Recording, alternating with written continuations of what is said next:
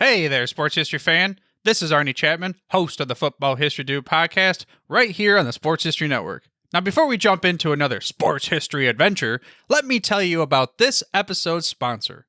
We partnered with Rochester Sports Autographs, the largest JSA authenticated autograph distributor in the United States, where you can get deals on over 30,000 autographed sports collectibles. They even have film, music, and other entertainment autographs on the site, so there's something for everyone. Perhaps you're looking for a gift for Mother's Day, or maybe Father's Day. Heck, who needs a holiday as an excuse to give a piece of sports history to your loved ones? Or how about yourself? Today seems like a great day to add to your sports cave, right? But how is RSA able to offer such great deals on JSA authentication, you ask? Well, they do this by making deals directly with athletes, so there are no extra markups, and they choose to pass these savings on to the customer. All orders from Rochester Sports Autographs are top quality and shipped to your door with top authentication and money-back guarantee. And to make sure RSA knows that the Sports History Network sent you, we created a special link for you. All you have to do is head to shoprsa.com/SHN. Again, that's shoprsa.com/SHN. Head over there to get your piece of sports history today. We know that the game of football is a game filled with revision and innovation. And what do you do when you don't have enough players to field 11 every week? Well, there was some innovator back decades ago that Tim Brown's going to talk about today as we discuss six-man football, its origins and story, coming up in just a moment. This is the Pigskin Daily History Dispatch, a podcast that covers the anniversaries of American football events throughout history on a day-to-day basis. Your host, Darren Hayes, is podcasting from America's North Shore to bring you the memories of the gridiron, one day at a time. So as we come out of the tunnel of the Sports History Network, let's take the field and go no huddle through the portal of positive gridiron history with pigskindispatch.com. This podcast is part of the Sports History Network, your headquarters for the yesteryear of your favorite sport. You can learn more at sportshistorynetwork.com. Hello, my football friends. This is Darren Hayes of pigskindispatch.com. Welcome once again to the Pig Pen, your portal to positive football history. And once again, it's Tuesday, and we love to go into that footballarchaeology.com in the mind of Timothy P. Brown, its author, to talk about some great football that might be off a little bit on the beaten path of what we normally get to discuss in the realm of football. But Tim brings it to us so eloquently each and every day with his daily tidbits. Tim, welcome back to the Pig Pen. Darren, hey, thank you. Thanks for having me back. And I'm not sure about the eloquence thing, but I definitely like to kind of chase down odd tales. Well, it was on my word of the day calendar, so I had to throw it in there somewhere. So, Well, you used it perfectly. So. Okay, I'm glad I pronounced it correctly. That's good. Off to a good start. That's good. Before I fumble some other words during this. That's the way it usually works out. But Tim, you had one back in mid-January, a tidbit that came out daily that talked about six-man football and some of the origins of that style of play. And love if you could chat about that a little bit. Yeah, so one of the things that I kind of like thinking about is how the game can be played differently. So maybe a year and a half, 2 years ago, I wrote a story about how touch football and flag football developed. And then you have like the Canadian game and whatever. There's different ways to play this game, the same generic game. And so what was happening is the origins of six-man football go back to the 1930s. So the country's in the Depression, and we were still a much more rural country. But not everybody had working vehicles, and they weren't two cars in the household and all that kind of stuff. And so, people just couldn't get around as easily. And so, the combination of factors led to the fact that there were lots and lots of very small high schools in the country. And so while schools wanted to have organized athletics for their students, just the sheer numbers didn't always make sense for that to happen, and especially when it came to football. So, and I'm going to cite a couple of numbers, just because I think it kind of reinforces the case. But Six-man football was developed by a teacher and coach at a high school in Nebraska, a guy named Stephen Epler. And so Nebraska at the time had 505 high schools, but only 218 or 43% played football. And, so the problem was a lot of them just had, they had like 300 some schools with fewer than 100 students. So when you think about that many schools with less than 100 students, then, just to get 11 guys, to scrimmage, you'd need 22. So you need half of the school, 50 kids, 50 males presumably, and then half of them you'd want to be out there for practice every day. And it just didn't work out. And it wasn't, Nebraska wasn't alone. It was like, at the time, there were 24,000 high schools in the country. 18,000 played basketball, but only 8,000 played football. So it kind of showed there was an appetite for sports, but football needed a lot of equipment relative to other sports, especially basketball. And the numbers just weren't there for a lot of schools. So this guy devised a game, and this is like 33 or 34, I believe it was. But so he devises a game with 6 players. So they played on a field that was 80 by 40. And then they kick off from the 20. Teams had to have 3 players on the line of scrimmage. That meant, and then they had a quarterback and two backs, and like the quarterback could take the snap, but he had to get rid of it. Kind of like the old style of football, where the quarterback had a lateral or pass it to somebody.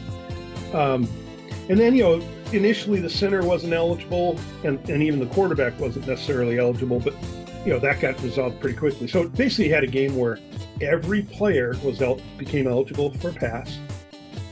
Everybody could, you could come up with some kind of play where everybody could run with it. Everybody was needed on defense, and in effect, what you had was a center, 2 ends, and 3 backs. That's really kind of the way the game was played. So you got rid of 4 of the real skill positions, the offensive linemen, and then so they just went off and played. And then the other side of it was that they had, money was a real issue because of the cost of the equipment. So a lot of the sporting goods manufacturers, Epler wanted to devise a game where you didn't need much equipment.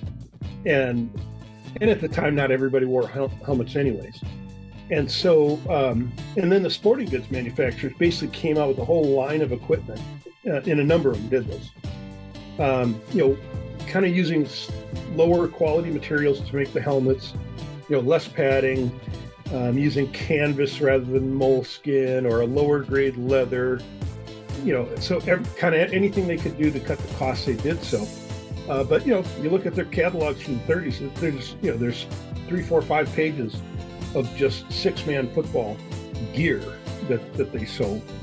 So it ended up that this game became very popular. And it was played in like 40 of the states. Eventually had enough teams to play, and so they had high school officials and coaches organizations, everything included the 6-man game. And then eventually I think there were some places where 6-man they were big enough as schools started consolidating. You'd have these schools and they're named after like the 4 villages or whatever. A lot of rural schools are like that.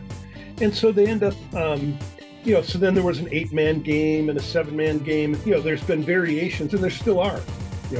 Teams play, I think, in high school right now, it's anywhere from 9 to 6-man, games. I think Michigan, we've got 8.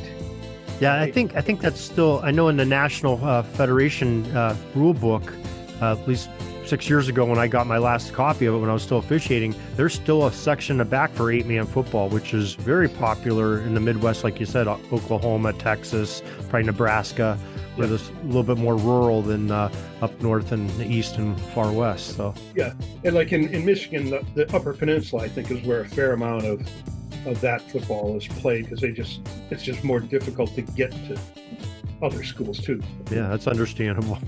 So so I don't know, it's just one of those things that's just an interesting slice that gave kids the ability to play football under fundamentally similar conditions. By reducing the fewer guys on a smaller field, the original six-man game, each player had 10% more square footage than in the traditional 11-man game. And if you compare that, when you include end zones, Canadian football has 40% more space than American football. So the six-man game was pretty comparable, in many respects to playing, regulation football. So pretty cool. Yeah, definitely some cool stuff.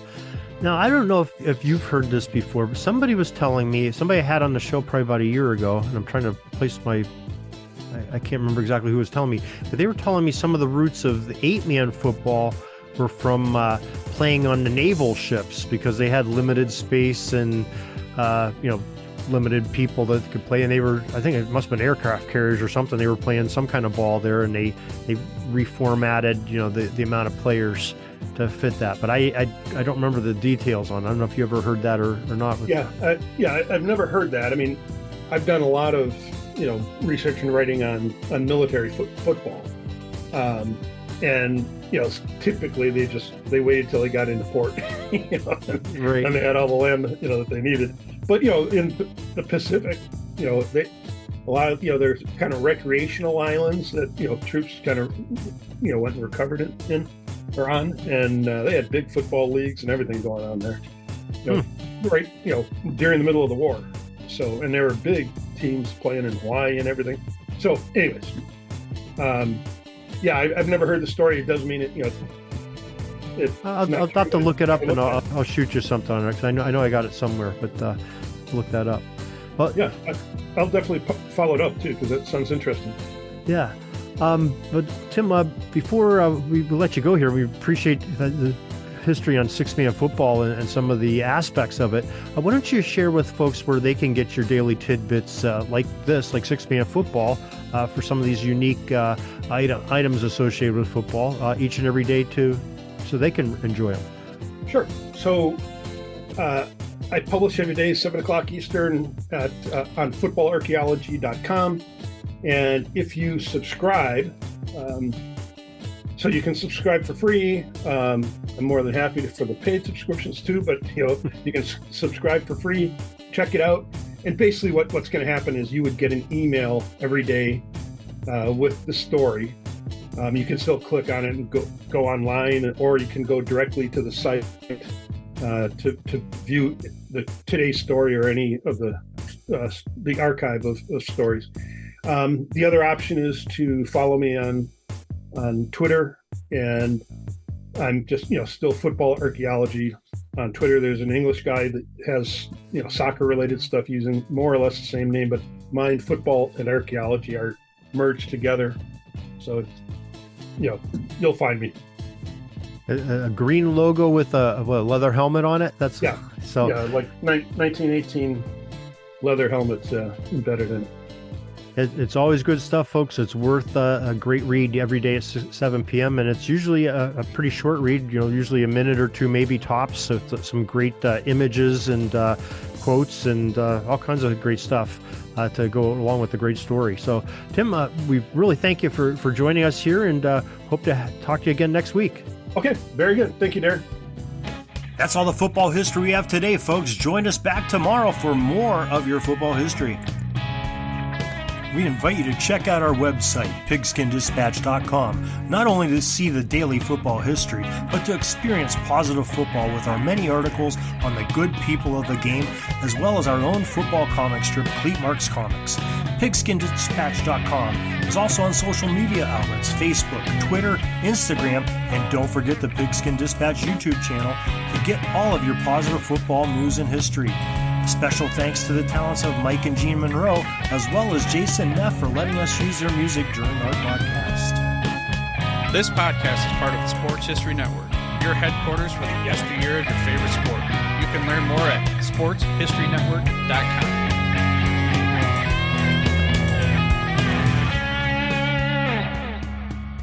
Hi, this is Joe Ziemba, the host of When Football Was Football, here on the Sports History Network. I'm very pleased to announce that I will be partnering with the Sports History Network to give away 2 copies of my latest book called Bears vs. Cardinals, the NFL's Oldest Rivalry. To enter, just head over to the following link, sportshistorynetwork.com/giveaways. We hope you'll enjoy the numerous stories in the book, which is largely based on the newly released Dutch Sterneman collection at the Pro Football Hall of Fame. Dutch was the co-owner of the early Chicago Bears with George Halas and kept correspondence, financial records, and scouting reports, which now allow us to peek into the management of an NFL club during the first few years of the league's existence. Along the way, we'll meet unusual gridiron characters from years gone by, including a quarterback who could throw the ball farther behind his back than he could throwing it forward, a Bears lineman who was such a good tavern fighter that he decided to enter the boxing universe, and a Cardinals halfback who gave up the NFL rushing title by deciding to not show up for his team's final game of the season. And can we forget the time the Al Capone mob interrupted a Bears-Cardinals game? The new book was fun to research, and I hope you will enter our free contest today. Once the winners are selected, we'll be in touch regarding shipping as well as to inscribe the book personally for you. This might make a perfect gift for Mother's or Father's Day, or simply add it to your own personal collection. Once again, enter by visiting sportshistorynetwork.com/giveaways. Thank you and good luck.